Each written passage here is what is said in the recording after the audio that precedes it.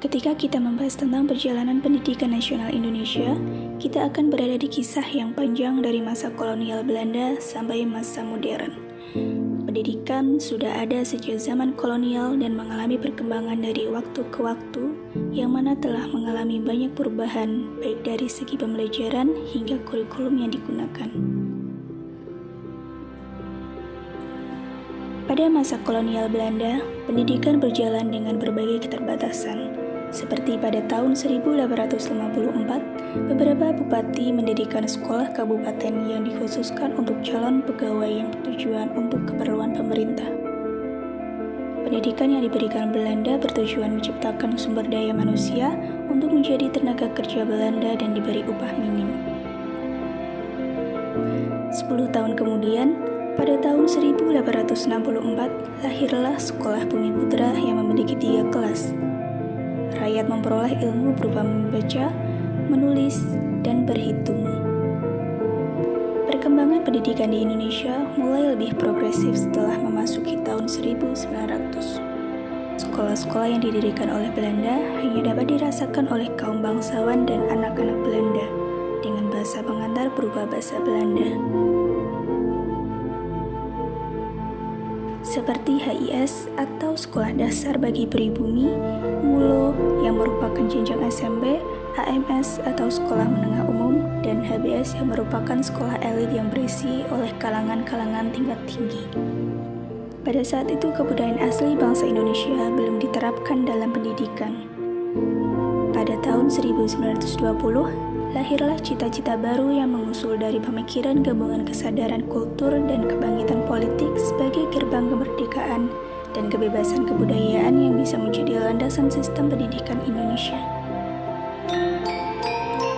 Hingga tepat pada tahun 1922, Ki Hajar Dewantara mendirikan Taman Siswa, yaitu sebuah perguruan yang digunakan untuk membedakannya dari sekolah pada masa itu, bahwa pendidikan dapat diakses oleh semua golongan dengan tetap memperhatikan kebudayaan bangsa. Ki Hajar Dewantara menekankan pentingnya mengakar pendidikan pada budaya lokal.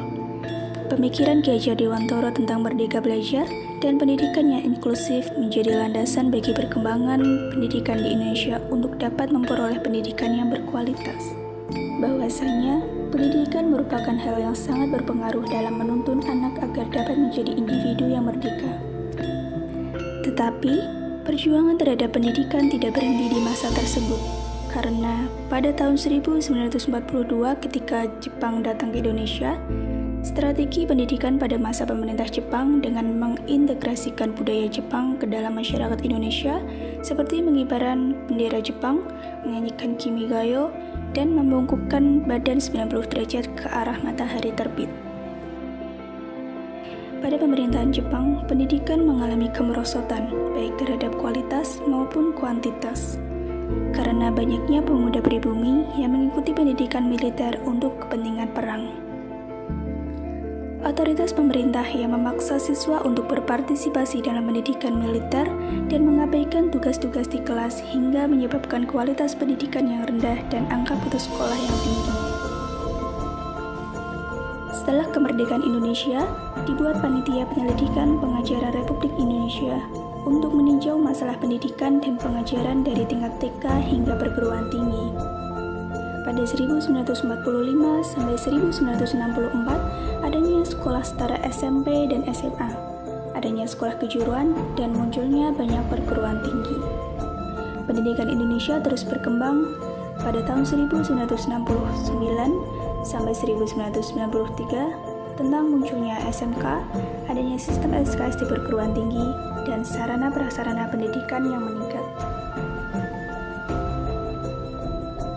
Pada zaman pergerakan nasional, adanya pengembangan sistem kurikulum pembelajaran di Indonesia, penerapan kurikulum KTSP, penerapan kurikulum 2013, hingga sekarang, yaitu penerapan kurikulum merdeka, pengembangan keterampilan abad ke-21, dan pengembangan karakter pelajar Pancasila.